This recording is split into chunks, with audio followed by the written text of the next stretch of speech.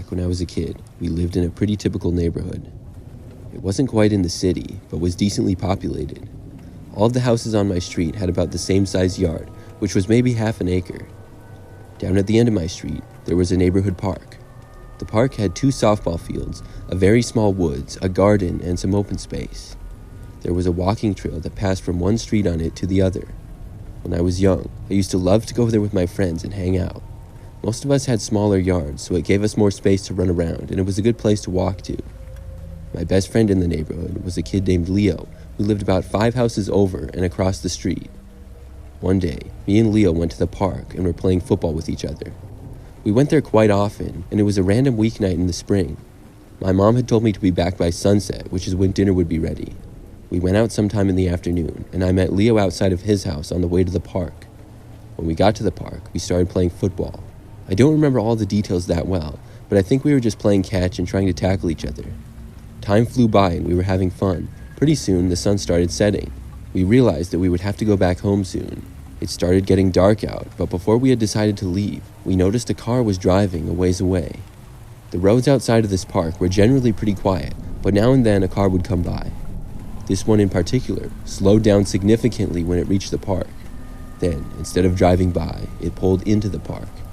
There was no road going through the park, but it pulled onto the walking path that connected one street to the other. I had never seen a car drive on it before. Leo and I looked at each other with strange looks when we saw this. We both wondered what the guy driving was doing. We expected the car to maybe drive down to the other street, but it didn't. It got maybe 1/4 of the way down and then stopped. Leo and I were maybe 100 feet away, and nobody else was in the park at all. The car just sat there for several minutes, and we weren't really sure what to do. We would have to walk by the car to go home, but neither of us really wanted to. We were always told to stay away from strange cars or suspicious activity. Leo and I tossed the ball around a little more and talked about what to do.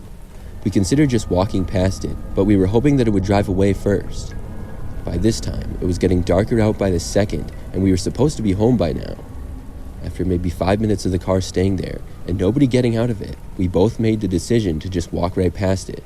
I figured I was being scared for no reason. We began walking towards the car, and the closer we got, the more I became nervous. The closest we would get to the car while walking past it was maybe 20 feet.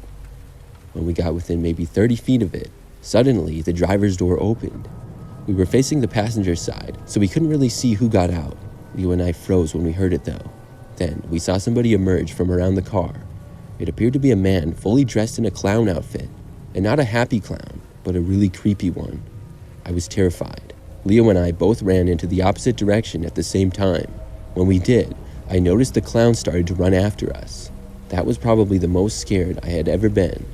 We ran like our lives depended on it, all the way back through the park into the opposite direction of our houses. We made it into another street of houses and ran into a random person's backyard. There were a few trees in the backyard, and Leo and I both crouched behind one of them. We had put a decent amount of distance between us and the clown, but we didn't know exactly where he was.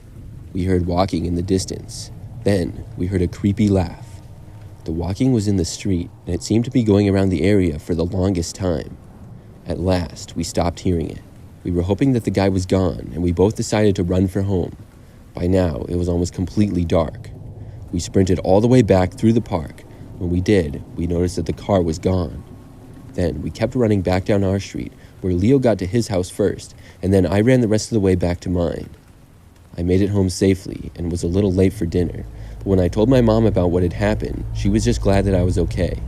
She didn't let me go out to the park without her for a little while though, but to be honest, I didn't mind at all.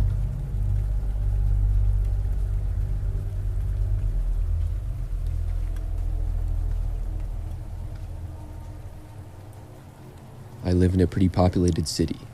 About a month ago, I was walking home from work one night. Many times, I find myself walking back a little bit later at night, like 10 or 11 p.m. That's about the usual time that I get done with work. I walk right through a park on my way home, and I enjoy it during the day, but when it's nighttime, it always seems a little spooky. One time, I was walking home from work, and I was going down the path in the park, and I got a call on my cell phone. I looked, but it said unknown caller, so I ignored it and kept walking. This is something that I probably would have just forgotten. But the crazy thing is that it happened again the very next night. I was walking home, and it was right around the same time as I was going through the park, and my phone rang again. It was also from an unknown caller. This time, I declined the call and kept walking. The very next night, I found myself walking home at night again, and once more, my phone rang as I was walking through the park. This time, I was curious as to why this kept happening, and I answered it. When I said hello, the first thing that I heard on the other end was the sound of somebody breathing. It was as if they were right up to the phone. They didn't say anything though. I asked who this was. At first, I just kept hearing the breathing on the other end. Then they spoke. It was a man's voice who said, "I can see you." He said it in the creepiest way possible. He continued, "I watch you walk through the park every night." I asked again who this was. Then he said, "Look to your left."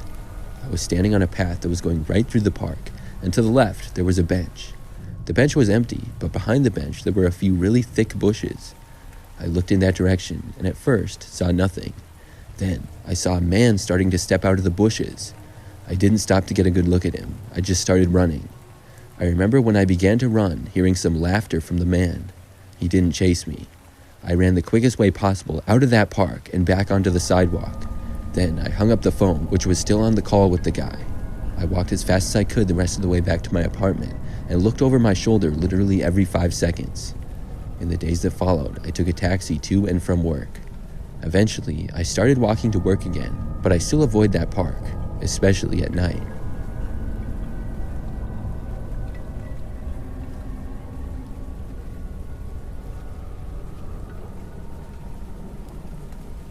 The story took place when I was 14.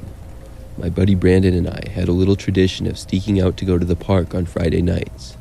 We did this mainly because we had some social anxiety, so nighttime was the perfect time to hang out because no one was around. So just like every Friday night, we snuck out successfully and were hanging out at the park. Like usual, we were chilling on a swing set, talking about girls and that sort of stuff. After talking for a while, I remember sounds from the structure behind us, but it was minor, so I didn't bring it up. We do this every Friday, so what could happen? Well, I never would have expected what was soon to come. The noises persisted, and again, I thought it was nothing, until Brandon mentioned the noises as well. Right when Brandon pointed it out, the noise came to a complete stop. This confirmed we weren't alone at the playground. We both looked at each other with fear, but we quickly realized that someone we knew from school was playing a prank on us. We humored this thought, and we started to walk towards the structure while calling out different friends' names in a mocking tone. In this park, there's one of those clear windows at the side of the slides. In the corner of my eye, I thought I noticed something move through that little window, so I paid more attention to the little window and I froze in shock and terror. There was an eye looking directly at me. I wanted to scream to Brandon to get out of here, but Brandon beat me to it. He let out the most blood-curdling scream. It sounded like it was in a horror movie. We booked it all the way back to my house, and when we got there, we quickly locked all of the doors. I yelled to my parents, but remembered that they were out playing cards. Brandon seemed just as terrified as he was at the park. I tried to calm him down, but he frantically told me what he saw. While we were checking the playground to see if our friends were pranking us, he looked inside the slide and saw a skinny, sketchy man that was holding a sharp object. A couple of minutes after telling me this story, we heard glass shattering near the den area. Brandon looked at me with a look I'll never want to see again, so we ran upstairs into my parents' room, which luckily had a lock to protect ourselves. Unfortunately, in our state of panic, we shut the door loudly, allowing the man to hear us. I immediately pulled out my phone, and to my horror, it was dead. Brandon looked at me with a blank expression on his face as we were hearing footsteps slowly coming up the stairs. I'm not even kidding you, it was like he was taunting us, with every step being closer to our demise. When we heard the man start to kick at the door, we both knew that we had to act fast. Brandon had the idea to jump out of the window, and I knew that he was right. After we jumped out, we ran to our neighbor's house and called the police from there. When the police came, I wasn't surprised to hear that the man was gone. I'm really glad that my friend and I came out of this situation alive. Don't go to parks at night. You'll never know who you'll run into.